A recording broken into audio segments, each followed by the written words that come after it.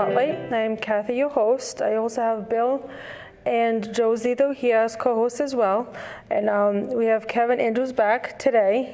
He's such a wonderful guest from last time, though, so we decided to have him come back on again. So today we're going to talk a little bit more about, the card readings and the Reiki stuff. But the Reiki energies are a little bit more this time, though, than we did last time, though, so because he's a jack of all trades at this point. So tell us a little bit about how you got into the card readings and the Reiki energies. So I got into card readings just kind of like by chance. It was something that I was seeing a lot around in pop culture kind of, and I was starting to wonder if there was any weight to it, because I was already a Reiki practitioner, so I was starting to explore my intuition. And so I bought my first deck and I sat down and I did my first reading for myself, and I was just like, wow, it was so accurate. And that's when I kind of started to go down that route with card readings, and since then it's... What kind of decks do you use? I use oracle cards the most. I use tarot sometimes, but I find that tarot is a little bit too specific for me. I feel very confined to trying to follow exactly what that card means. The energy of the card. Yeah, and I really... sometimes it's right in your face. Right. It's like seeing the death card, and it means you're going through a transition where you have to let go of some things, but the card affects the person's impression of it. Where the oracles, it's not that like that. Yeah, and I really like that there's so many different options with oracle cards, because there's probably hundreds of thousands of different oracle decks, and you really, as a reader, get to sit down and figure out what decks are going to work with you. Are you more about affirmation decks or guidance decks? You really get to pick the deck that works for you, and I feel like there's more freedom for that, and I really appreciated that. Sure, and it goes right in line with the vibration, the resonance of the cards that you're working with is very similar to the vibration of you working with the Reiki or the hands-on healing. Yes. So it's good to be able to pick up on the reception and the things that you can share with somebody of what you're perceiving while you have your hands on them in the Reiki postures. Yeah. I use my cards a lot when I'm doing a healing. Sometimes I'll let somebody pull a card on their own so they can get a little bit of guidance at the end, because I do get a lot of intuitive hits, and for me, I pick up a lot on their traumas. I don't know why, but for me, that's how it works for me. And so when it comes on to moving on from that, sometimes I see something, but I don't necessarily get the guidance on to offer them. So I'll have them pull a card, or if after a session, sometimes I'll pull 7 cards, one for each chakra, so then they can kind of see where they're at, and it's like a visual representation for them. Yeah, that's always helpful. Now, how did you get into the Reiki, since you said you started doing Reiki already before the cards? So I got into Reiki because a teacher, she suggested that I went for a Reiki session, and she said that she thinks that it could help me. And at that point, I was still pretty new to spirituality and wasn't fully aware. I didn't fully understand what Reiki was, but I've always been the type of person to seek experiences. So I just happened to be at a spa, and I saw it there, and I was like, you know what, I'm just going to finally try it. I've heard about it for years. I didn't fully understand what it was, how it worked. So I tried it, and from that moment forward, I just knew it was something that I wanted to do, and it was something that I needed to incorporate more into my life, because I had struggled with PTSD, anxiety, and depression for a while, a couple of years, and it was really hard for me, and just day-to-day life was starting to be a really a big struggle for me. Yeah. So I went for this Reiki session, and most of my anxiety was racing thoughts and ruminescent anxiety, where you just keep on bringing up old thoughts over and over. Right. And I walked out of the room where I got my Reiki, and I almost wanted to cry, because it was the first time where I felt like I was in control of my thoughts versus my thoughts in control of me. Yeah, that's a big difference, though. Yeah. And from there, I went for a few more sessions, and I was like, you know what, I really want to learn how to do this. Because I was researching in psychology natural healing methods. That's what I was really drawn to. And that's when I realized that I really wanted to be a healer, and that's when I started to do Reiki. Okay. Now, are you a master teacher or Reiki master at this point? I am a Reiki master You are a teacher. Yes. Okay. So have you taught any classes yet? I have not. I'm taking a little bit of time to really focus on myself. It was something that I wanted to do as an experience because I felt called to really take a teacher's role this year. So, well, it's also good for you to accumulate the experience through your sessions, so that if you're teaching a few students, you're going to be able to draw on your actual experience to say, while I was doing this, you may want to be aware of this might be occurring. No, it's a client versus teaching it though, right? You mean? Right, exactly. Yeah, definitely. I am offering my first Reiki 1 class this summer though. Right. In July, early July, I'm going to do my first one. I'm pretty excited for that. Congratulations. Thank you. It's a big step. It is. I'm very excited.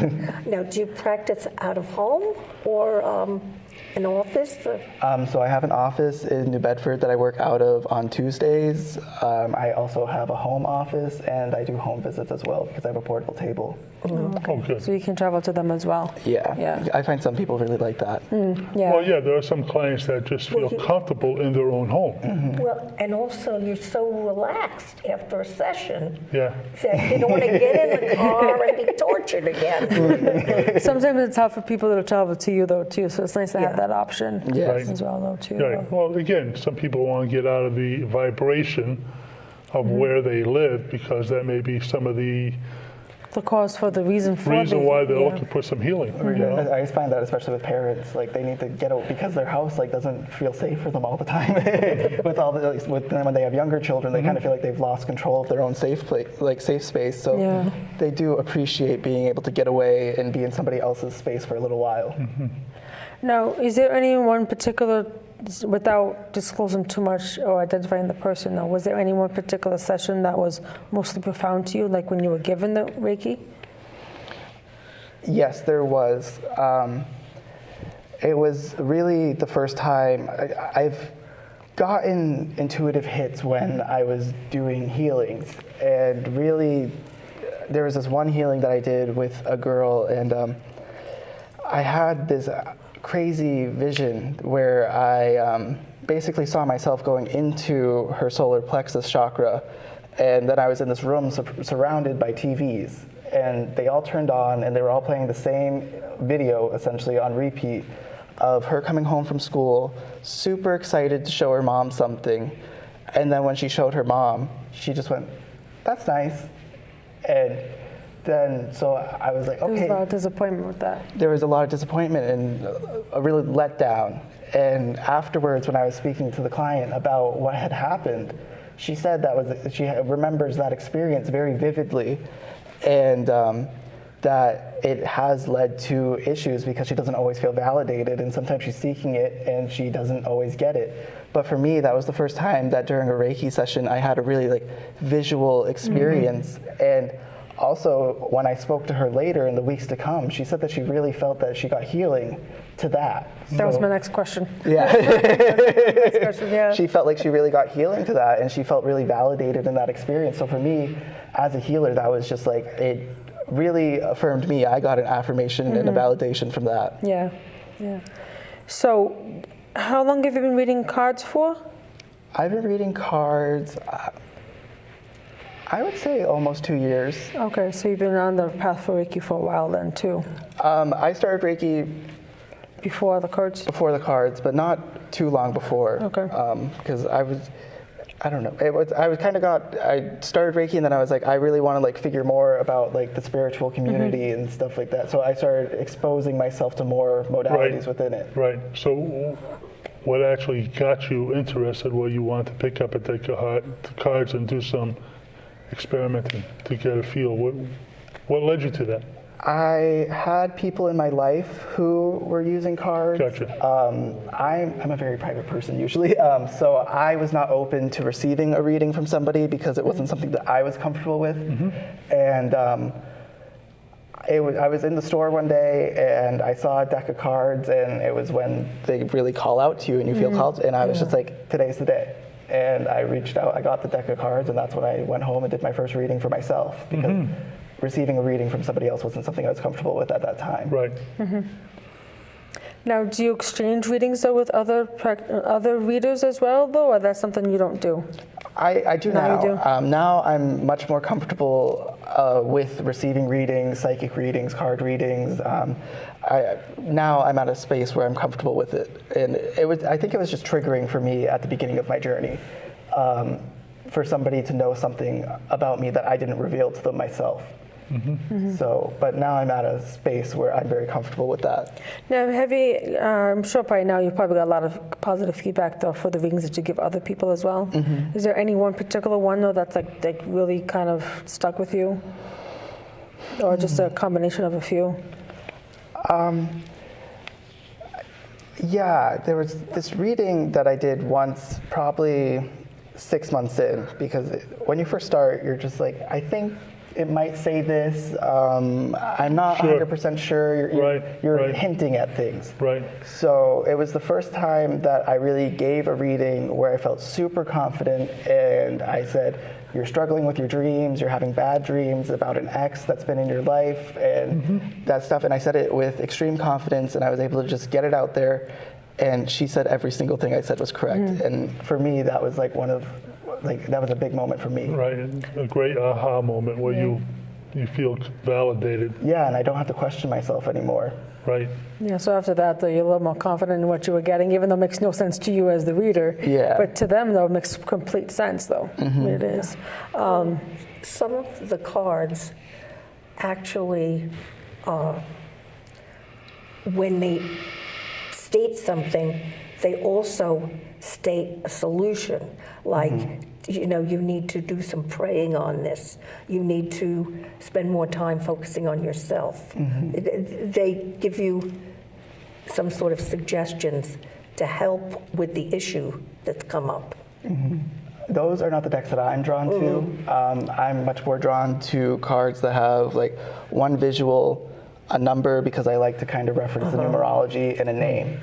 And when I teach people how to read cards, because I do offer card reading classes, those are the three kind of main points that I like to focus on, is like, how is the picture speaking to you?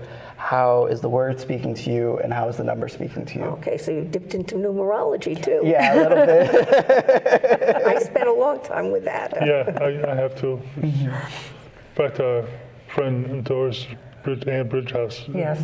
actually written a couple books on Yes. numerology. Oh, wow. Yeah, Right. yeah. Color therapy also? I'm aware Or of color theory. therapy in theory. I've never studied it though. Yeah.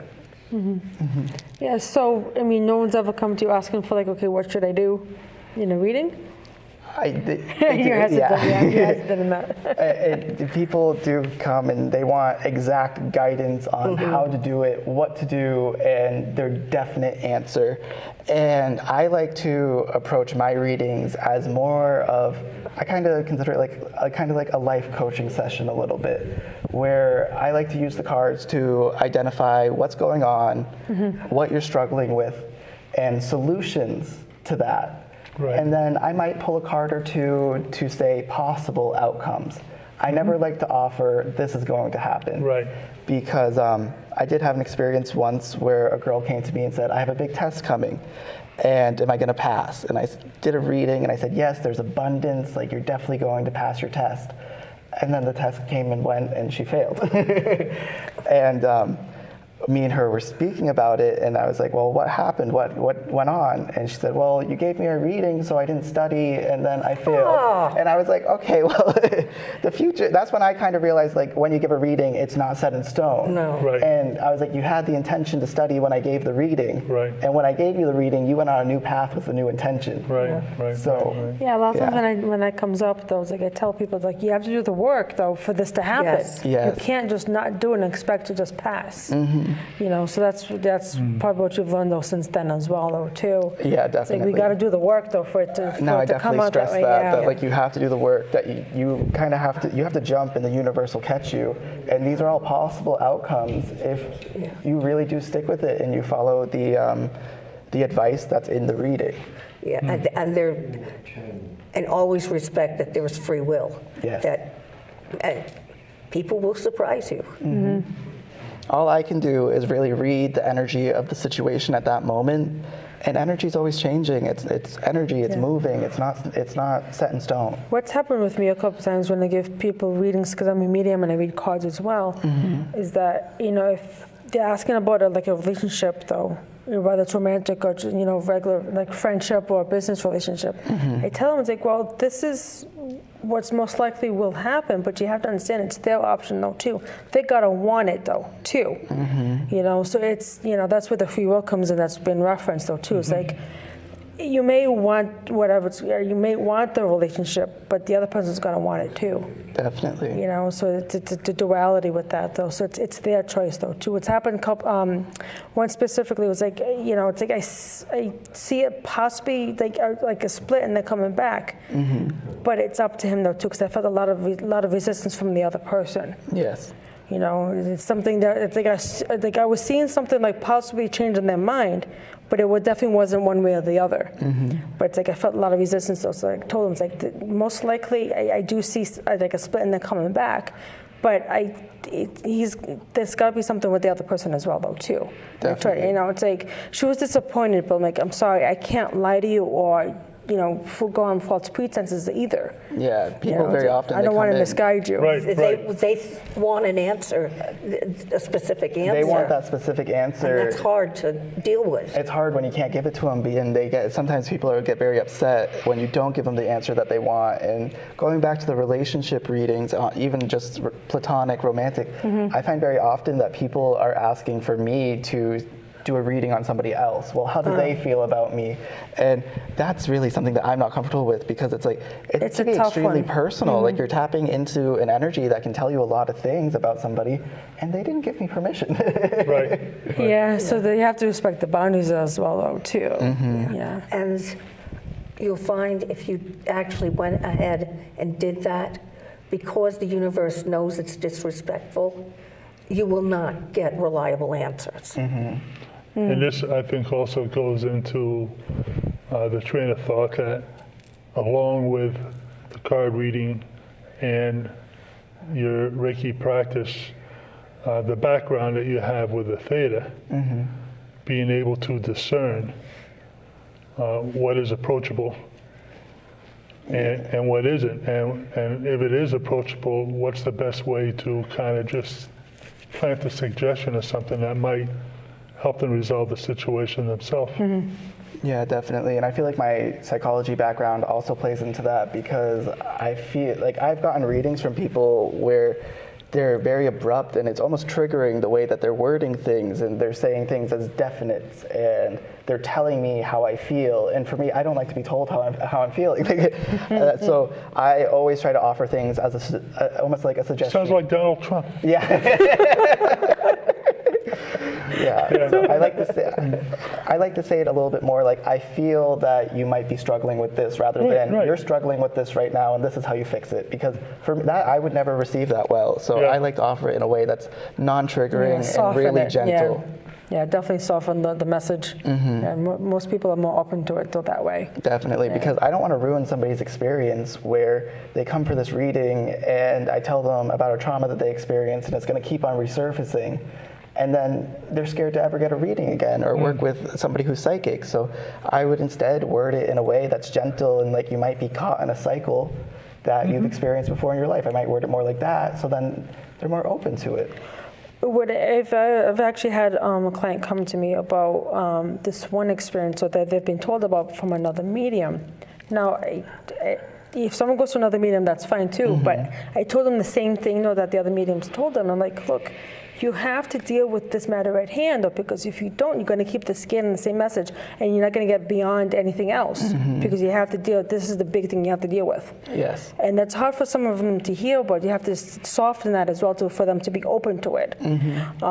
So you've come up with that a couple of times as well too in your readings? So you're speaking to like people asking the same question over and over? Well, what's happened was that they were looking for a different kind of message about another aspect in their life, but they kept getting that same message. Okay, like they kept on getting like they want a reading on one thing, and then you keep on picking up. Yeah, but on you can't get past that one thing they've been told like 3 times. Yeah, I've definitely experienced that, and I kind of try to explain to them that it's like this is really a pressing matter in your life, and Right. this is what needs to be addressed, and maybe eventually, like it's just not in your time to know what you're asking for. Essentially, Sure. Use what I'm sharing with you as guidance, but you have to have your own backbone. You have to know who you are. Yes. And then address that situation on your own with this information I'm sharing with you. Mm-hmm. And that's a good tool to be able to implement. Well, the first time somebody asked me for something specific, I was very disappointed because I didn't get information on that. And the next time, and it was about a relationship. That was your agenda. Well, I thought surely Spirit knows. And Yes, of course. What I found out is they give you what you most need At that at the time. Gotcha. Yes. And usually it means that the answer to that question will happen at a later date after they've resolved the issues that you brought up. Now, we only got some time left of this show, so how can people get a hold of you? So people can find me on Facebook at Vibration Activation, and also at thetahealing.com/Kevin Andrews. Okay. So there's 2 different, very prominent ways of getting hold So of you. Yes. Theta, okay, say that one again. Theta what? thetahealing.com/Kevin Andrews. All right, well, that's excellent. I mean, so how long have you actually been with the Theta? I would say that I've actually been practicing Theta for about 6 months. Okay, so you've been practicing, but chances are with the Reiki you have, that's a pretty good tool to have. Yeah, I've been a healer. With your psychology schooling that you've had, this sounds to me like it's a pretty good bag of tricks to have to be able to help people resolve issues. Yeah, I call it like my tool bag. Yeah, right. We all do. And like I pull from different things because some clients will come in and they'll just be like, okay, like I'm faced with this issue, like what do you suggest? So I'll pull from all my different backgrounds and kind of offer them like a well-rounded experience because like I feel like that helps some people also. Now, for the healing sessions or the cards, though, how much do you pull from the psychology background during that session that they're with you? Do you pull a lot of it from sometimes, though, or is it all the time? I would say that I'm pulling from it a lot because of the way that I'm reading people. I'm trying to figure out how they're feeling, like what's coming up for them in that moment, because you might feel that somebody's okay to talk about something, and then as you're getting into it, you might notice that they're becoming triggered. So I like to have that kind of awareness and being able to read somebody in that way. And I would say that I have a strong psychology background, and I always reference psychology and coming back to those kinds of theories when I'm doing a reading, especially when it comes to certain blocks in people's lives. It's the only thing you're missing is some angels. They actually give me a little oops when someone else's feelings or emotions are being triggered by something that it's more, and I then rephrase it so that they can understand. That little nudge, Yeah. You just get back up just enough. Yeah, they finesse things. Definitely. They do. Yeah, I've never personally been drawn. I've done a little bit of work with angels, but for me and kind of my beliefs, I 100% believe in angels. Right. But to work with angels on a healing level has just not been something that I've been called to yet. Right. I'm very open to it, though. I work with my own guides. That's right. Some Perfect. people call them guardian angels. I call them my guides Yeah. just because the languaging resonates with me a little bit more. Right. Well, again, that has to do with, I heard you mention before that you were more in your past atheistic. Yes. So therefore, you would really have no background to draw on an affinity to an angelic realm. No, I don't. Right. But I tell you what, They they're exist. there. I exist, yeah. I've had experiences with angels, They and I will- do believe in them for sure. They will come to you in whatever form you are most receptive Just ask for to. help, just like you do with your guides. And you didn't have to call any angels, but yeah, absolutely. Definitely. Now, do you see an equal amount of sessions for when people make appointments with you for like Reiki versus cards or versus theta, or is it like a little bit more of one or the other depending on the week? I think I probably do most card readings.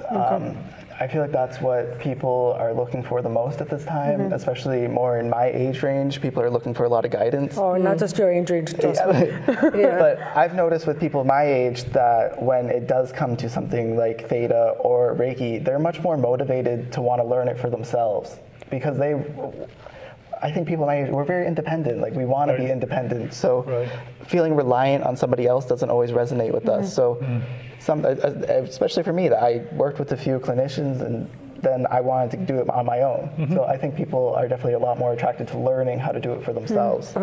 Yeah, there is a rise for self-employment though in recent years. Definitely. Definitely that. So just want to, while the credits are going though, just tell us one more time though, how we can get a hold of you? Just one more time. So you can find me on Facebook at Vibration Activation and also at thetahealing.com/Kevin Andrews. And my phone number is 774-454-8054. Yeah, I feel like you really got a good tool set, as we've mentioned, though, too, though, that, especially with the strong psychology background, you're definitely a healer. Yeah. And Thank you. sometimes it's harder for us to receive.